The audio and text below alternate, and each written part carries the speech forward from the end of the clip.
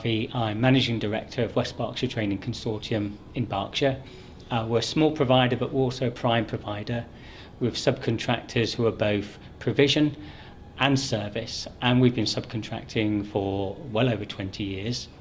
The workshop that I'm running at the AELP National Conference is called The Future of Good Quality Subcontracting, and is in part a riposte to the handful but negative coverage of some subcontractors. And I put it that way because I don't think subcontracting is in any way a bad thing. I think it's a good thing. But I do recognise that there are some bad prime providers, just as there are some bad subcontractors as well.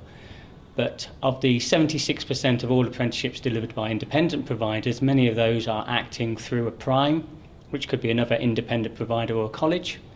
And it goes to show that those partnerships deliver good quality and sometimes quite high volume apprenticeships in a wide range of sectors. And indeed, without those relationships, some of those sectors may not be served at all. So the workshop looks to take the opportunity, particularly with the vote on Brexit, to win the argument for whoever may be in power within the Department of Skills or within the Department of Education, to say that this potential rush to limit it or indeed ban it is short-sighted, that the vast majority of prime subcontractor relationships are very good, and indeed the sector probably would have not achieved anywhere near the level of volumes without it.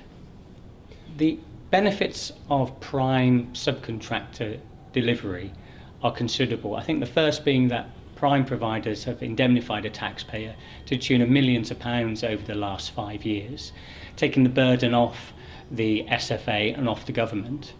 Secondly, primes have enabled new subcontractors to come to market because you just can't access a contract as readily as you could. So if you're a small provider wishing to get into the marketplace, you can, almost like a nursery, grow under the protection of a prime provider.